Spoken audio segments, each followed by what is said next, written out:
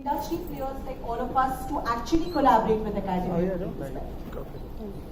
So, yes, of course, I think I studied at premium institutions in the country. I am very grateful for how they brought on professors from various top companies, boutique agencies, everything. And yeah, we were well trained.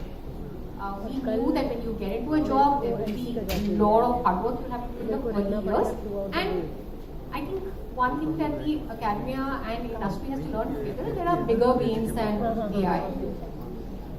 If we think about it, social media there's one term that I use is zone out. Every time you are on any social media, you're zoning out. You are not part of the world which you are in right there. So whatever is happening around you, the observations are on. So I think there are bigger things that government and academia, like, in China, I was reading that there is a rule of how many hours you can spend on social media, right? They've limited the hours for kids especially. So I think for progressing along with new technologies, whether it's AI, whether it is social media, whether it is connecting, collaboration, amazing things have happened because of social media, right? And we all experience it every day. For all of it to progress in the right way, we'll all have to come together, academia, government, industry, and see how we will have to put in some interventions to make sure that it is giving us the right direction. In terms of how academia specifically, I think that's very easy. Internships should be made mandatory every year. Kids are starting internships at 15, 16. It's amazing. I think the Gen Z is quite out there. They know how they can use these technologies to their effect.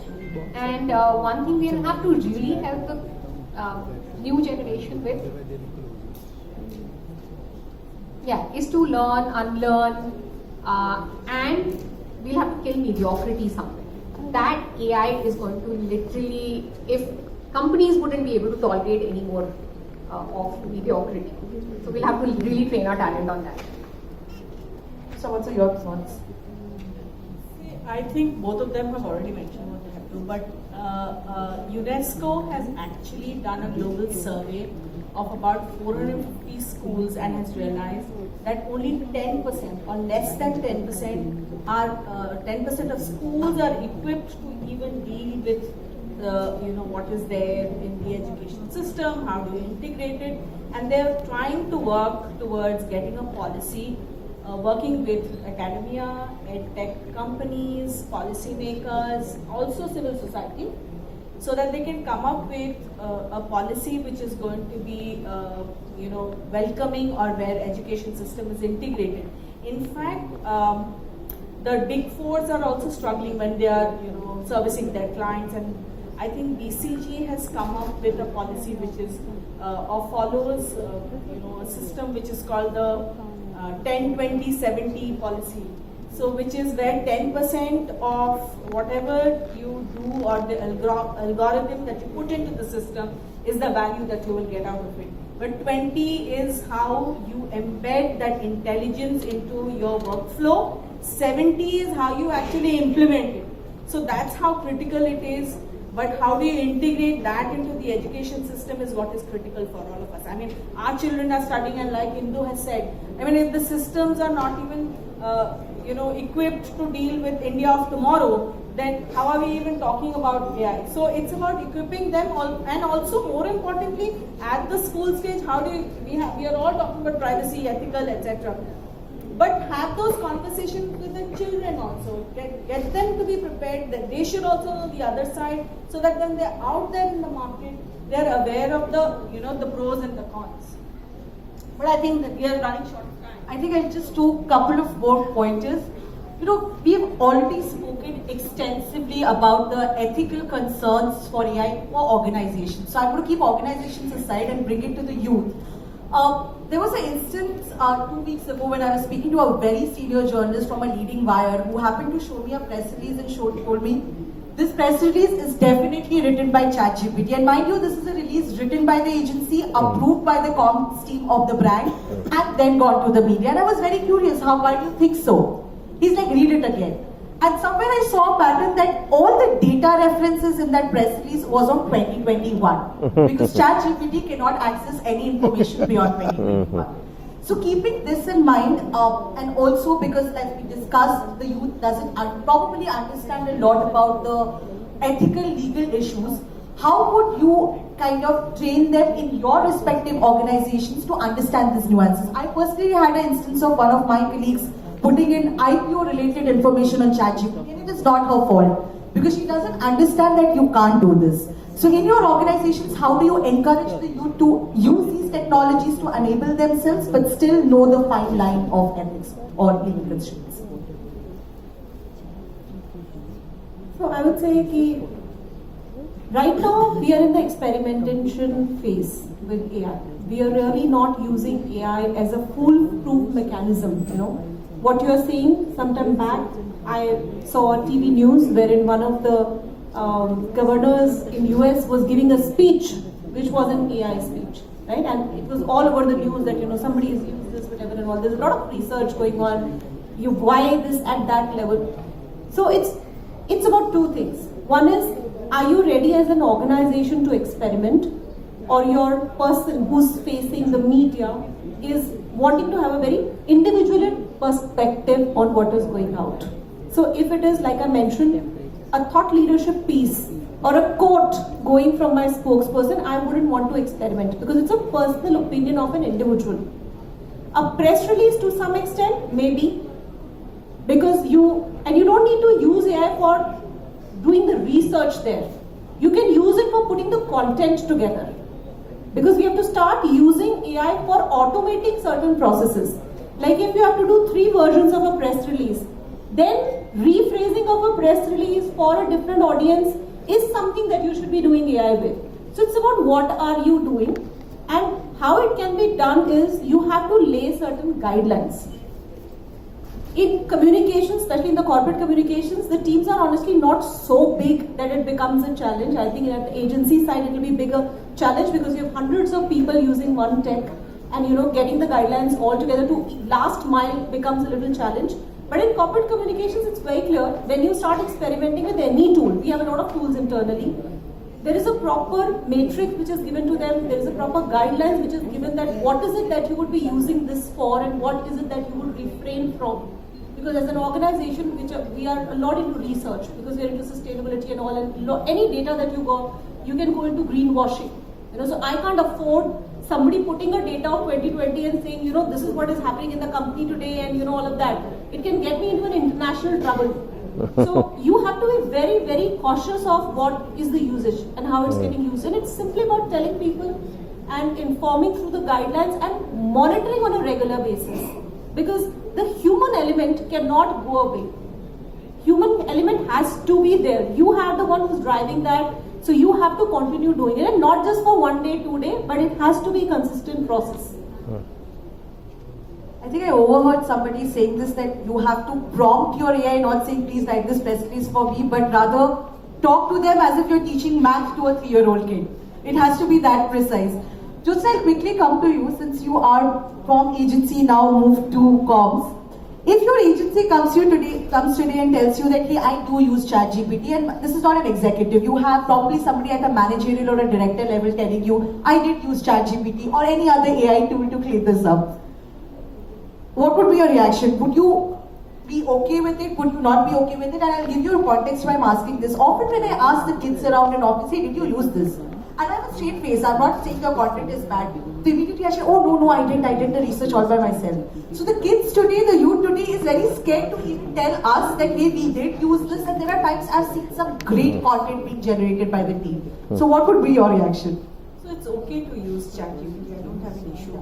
But it can never have the nuances or the messages that a brand stands for, or the messages that you want to give out. It will never be the same.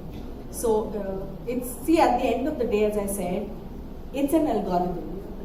If nobody is feeding in the company details and is just putting in general information, the output is always going to be generalistic. So we'll only have to look at it. So you get the research done and then cater it to your brand. I think that's what will make it quality content that you're going to get, or it will be relevant to the brand that you represent. The question and the prompt is equally important. Very true. Like to add to that, and I have, because we are dealing with so much on AI. For example, in March we threw all our product pipeline out of the window and we said we'll use everything, all AI deployment possible to make reports, to do this. So if you encourage your teams to say that, okay, let's see what you can do, what is the potential to how far you can go, it makes it very easy for them. They would say that I have if you can write a press release in 10 minutes, okay, let's say you can write a press release in 10 minutes, and Jyotsa worried a little bit. and a tool can help you write it in 5 minutes. Let them explore to the extent that you can figure out how you can do it right in 7 minutes, right? Because ultimately the whole world is embracing it, you are not. So you might as well encourage your team to do it, right? So वो करना बहुत जरूरी है, मुझे लगता है कि अगर आपने बोला ना कि इसको यूज किया और तुमने ये तो गलत है, नहीं सही है, इसके बाद क्या करोगी, क्योंकि इसमें ये 4 चीजें गलत है, फिर हाँ इम्प्रोवाइज करो ना, क्योंकि टूल कहीं नहीं जाएगा, ChatGPT कहीं नहीं जाएगा, रिसर्च में और एप्लीकेशन ठीक है, कंटेंट कैपेबिलिटीज बहुत इम्प्रूव हो जाएंगी. Then why would you have your teams go be regressive? Let them be progressive. जो कर सकते हैं कर लें. और उसकी वजह से I tell you there are so many tools globally available that might be able to bring out and say कि ये भी मैं प्रिंट आउट लेके दे दिया, ये भी कर सकते हैं, PPT भी बना सकते हैं. आपको पता है. They were like okay. वो compare करो capable. Yeah. And then there are 5 ways.